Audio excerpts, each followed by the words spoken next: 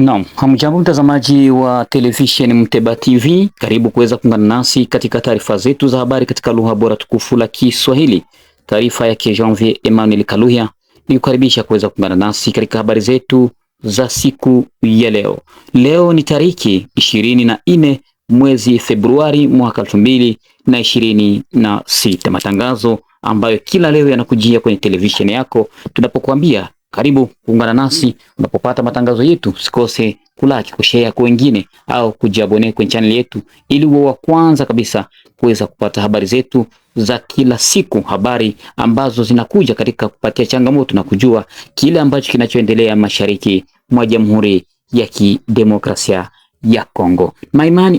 Matumaini yangu kwamba umzima wa afya. Tukaribishe moja kwa moja katika uchambuzi na habari zetu za siku ya leo. Habari zetu za siku ya leo tutazungumzia kuhusu kibarua ambacho kilichoandikwa na Luvumbu Kibambala, moja yapo ya nakala ambayo tuliweza kuiorozesha kwenye televisheni yetu, ikitaja kuwa waasi wa AFC M23, Red Tabara, Android pamoja na FNL Sabambeba wanaendelea kuendesha vitendo vya mauaji dhidi ya jamii ya Bafuliru inayopatikana kwenye sheferia ya Bafuliru huko maeneo ya Lemera na nafasi zingine. Pia tutakuja hapa kuchambua habari kabisa kuhusu hali ya usalama mdogo ambao uliweza kuripotiwa huko maeneo ya Kalingi baada tu ya ile tukio ambayo lilitukia tariki 22 baada tu ya mashambulizi tena ambayo ilionekana kati ya waasi wa AFC M23 pamoja na Twigwaneho. Na pia tutarejea Uvira ili kukujuza furaha wakaaji wa Uvira walizokuwa nazo baada tu ya boda ya pale Kavimvira kuweza kufunguliwa hiyo jana tariki 23. Kazi zimeanzishwa bila shaka. Haya na mengine ni kukaribisha kuweza kuungana nasi katika habari zetu za siku ya leo.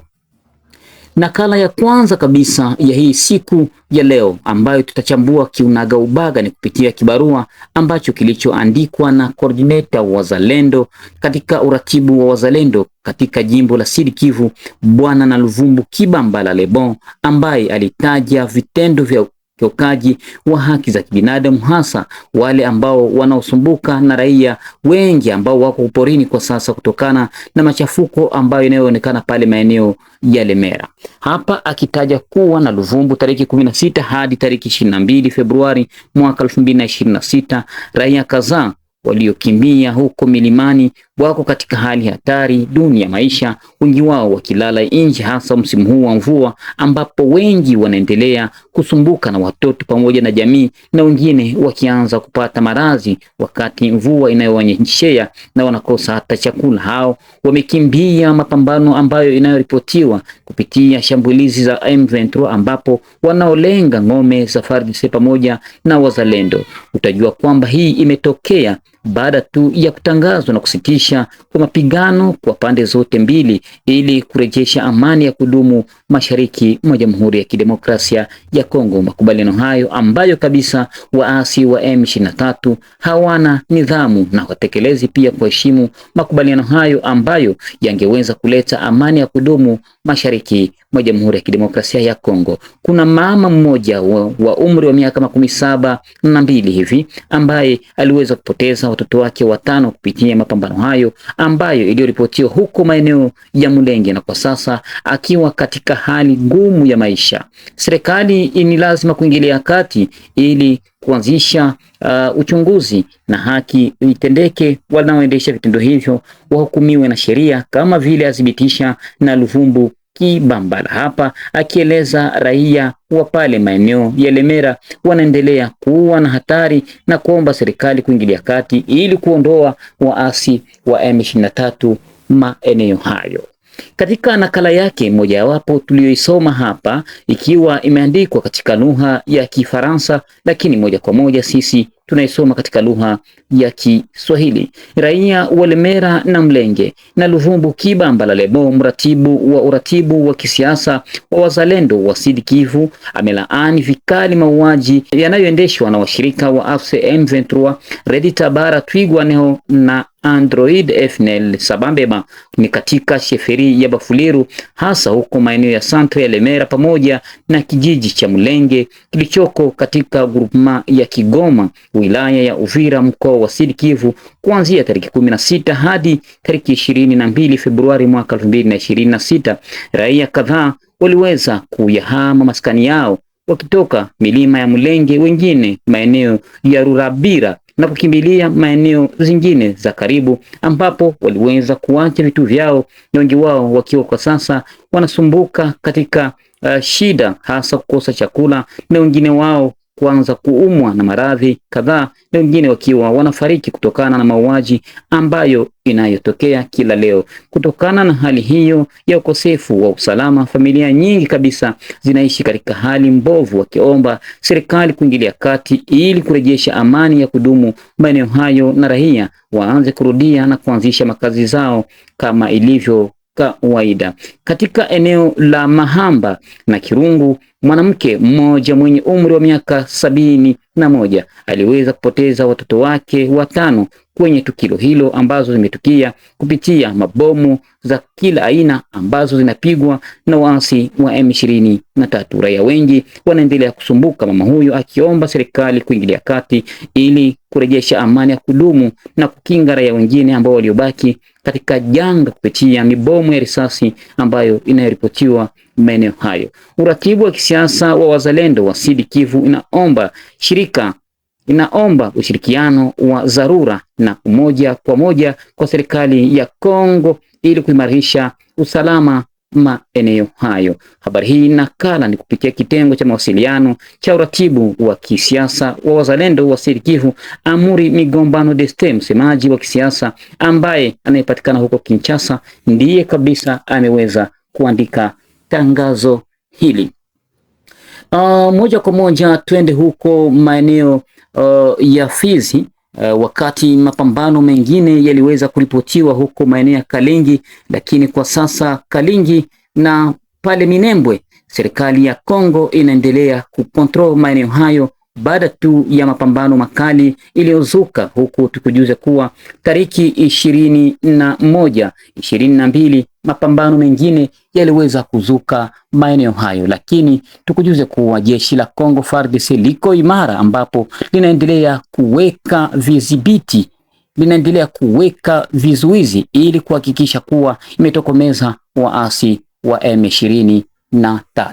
Na pia turujie hapa mjini Uvira, furaha ya wakaaji ni nyingi baada tu ya M23 kuweza kuondoka Uvira miezi miwili hivi na siku 17, ambapo hakukukua makazi zote kutoka Uvira kwenda Burundi. Burundi iliamua kufunga mipaka yake baada ya M23 kuingia Uvira. Lakini kwa sasa raia wengi walikuwa nasumbuka, ambao walikuwa wakishindwa jinsi ya kutoka Burundi kuingia Uvira, kutoka Uvira kuingia Burundi. Serikali ya Jamhuri ya Kidemokrasia ya Kongo na serikali ya Burundi, kutokana tu na hali hiyo, gavana wa jimbo Jean-Jacques Purusi aliingilia kati na kuweza kusaidia wakongomani hao ambao waliomba muda mrefu iweze kufunguliwa. Tukujuze kuwa raia wa Uvira waliishi katika hali ya sitofahamu kutokana na bidhaa nyingi ambayo ilionekana kupanda bei baada tu ya Burundi kuweza kufunga mipaka yake. Tukujuze kuwa Burundi na Kongo ni nchi mbili ambazo zinashirikiana kibiashara, hasa wale wafanyabiashara wadogo wadogo na hata wale wakubwa. Wengi wao wanatoka Kongo na kujielekeza Burundi kwenda kurangua chakula na kuleta Uvira, na wamoja pia kutoka Burundi kuja kurangua vitu kama vile mafuta, kama vile sukari, sabuni na vitu vingine kadhalika. Hata nguo zinatoka Kongo na zinajielekeza hapo Burundi. Hiyo ilisababisha kuonekana uhaba wa pesa katika mji wa Uvira. Raia ambao wengi walitegemea pato zao kutoka Burundi na Burundi kutoka Uvira walikuwa katika hali ya wasiwasi. Familia zao ziliishi katika hali ya wasiwasi. Na unajua, wakati huu wa masomo ambapo imeanzishwa, kuna kuwa na swala la kulipia watoto shule ambao wengi wao wanaishi katika hali na nyumba za umaskini, pia nyumba za kupanga, ambao wengi waliweza kushindwa hata kukizi shida za familia zao. Mmojawapo wa wale ambao tuliozungumza nao jana kupitia televisheni yetu, nina imani na matumaini kwamba ulishuhudia video wakati wakiwa wametoa shukrani zao kwa rais wa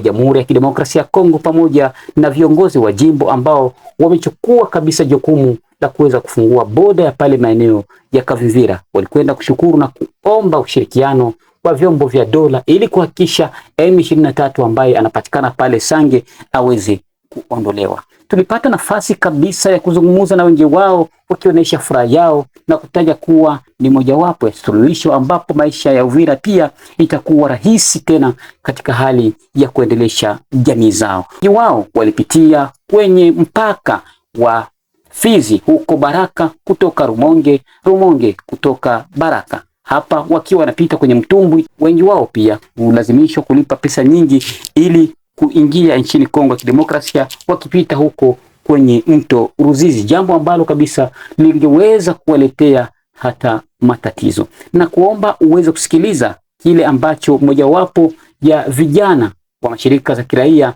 alivyotaja baada tu ya boda ya pale Kavivira kuweza kufungua mipaka yake. Sisi kwetu tunamshukuru kwanza rais wa Jamhuri ya Kidemokrasia ya Kongo, maana kupitia diplomasia yake ndio kwa maana leo tena tunaona frontiere ya Uvira na Kongo tena inafunguliwa, na tunashukuru sana kwa hili jambo. Lakini tuko na malalamiko, tunataka wale wakimbizi ambao wako ndani ya makambi Burundi warudie, na gisi mnakuja kuona watu wako wanatoka Burundi wanavuka na wakwenda wanaenda, iko nafanyika vizuri, lakini tungelomba tena iendelee kwa warefugee ambao mpaka sasa wako mkambi waje ndani ya mji ya Uvira. Na una ujumbe gani kwa viongozi wengine ama kwa wale wakimbizi ambao labda hawajajua mpaka sasa? Ujumbe ambao ninao, tunaomba kwa raia ambao kwanza weko hapa Uvira waendelee kutumika na vyombo vya sheria, maana kosa ambazo tumezifanya miaka ambayo imepita tunasibiri makonsekansi. Ungelomba kwa population ya Uvira tuendelee kukorabore na vyombo vya sheria juu ile makosa ambayo tumeifanya tusikuje tena jikuta tunakimbia Burundi, ama tusikute tena wandugu zetu wengine wasijikute tena wanakuwa ndani ya makambi za Burundi wanamtangazaji. Na tunalomba usiku kwa serikali yetu tuko tunaendelea kuvalia njuga swala ambalo la wakimbizi ambao wanapatikana mpaka sasa Burundi. Tunaomba Mungu wale watu waletewe nchi yao ya Kongo ndani ya nchi ya Uvira. Tangu mwanzo ya malalamiko, je, unadhani kwamba majibu yatakuwa mazuri kwa wao ambao wako katika nchi ya Burundi? Ndio, tunaendelea kufanya mazungumzo na wakuu viongozi. Tunatumaini kama warefugee ambao wako Burundi nao watarejoindre sagisi watu ambao wanapatikana Bujumbura wanakuja na warefugee, na tuko na imani kadiri na maongezi ambayo tunafanya watarudia muda sio mrefu. Nakushukuru kwa muda wako. Na ni hapa ndipo tunafika mwisho kabisa wa taarifa yetu ya habari katika lugha bora tukufu la Kiswahili. Taarifa ya Jean-Pierre Emmanuel Kaluya. Ikiwa ni mara yako ya kwanza kutembelea channel yetu, usikose kujiabone kwenye channel yetu, kulaki pia kushare kwa wengine tunapotoa habari zetu kila leo, uwe wa kwanza kabisa kuweza kuzipata. Mimi na wewe kwa majaliwa ya Mwenyezi Mungu. Kwaherini.